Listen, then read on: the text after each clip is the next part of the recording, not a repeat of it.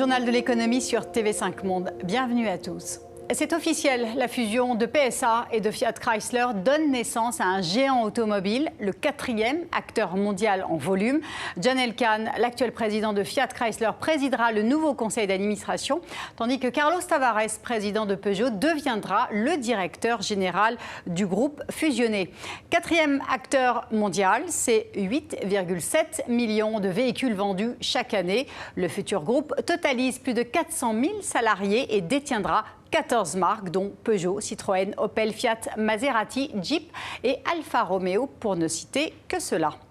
Huawei envisage de construire une usine de production en Europe. À l'heure où le déploiement de la 5G ravive les inquiétudes sur la sécurisation des réseaux, le numéro 2 des smartphones promet de refuser toute éventuelle demande d'espionnage du gouvernement chinois.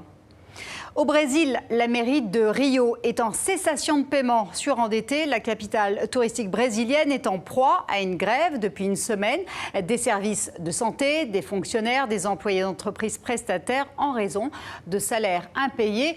Le parquet de Rio a accusé la municipalité d'avoir réduit de 500 millions d'euros les investissements dans le secteur de la santé alors que le budget alloué aux dépenses publicitaires a presque doublé. En Argentine, le nouveau gouvernement veut taxer l'achat des devises étrangères de 30%.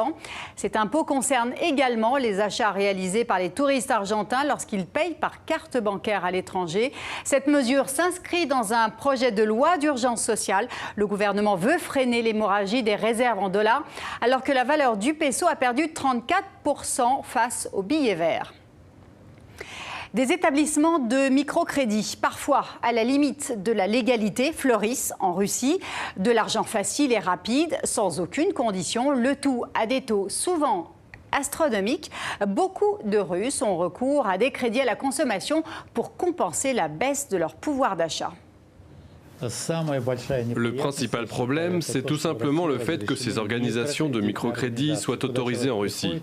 Une personne peut y obtenir légalement un prêt de, par exemple, 15 000 roubles, environ 200 €, mais à un taux d'intérêt de 1000% par an. Ces prêts sont souvent le seul moyen pour la classe moyenne russe d'accéder aux smartphones et aux plages de leurs rêves. 51% des Russes ont un emprunt en cours. Ces crédits douteux sont tout aussi essentiels pour soutenir l'économie russe. Le montant des dettes à la consommation non garantie s'élève tout de même à 125 milliards d'euros. Fin de ce journal de l'économie. Excellente suite de programme. À vous tous.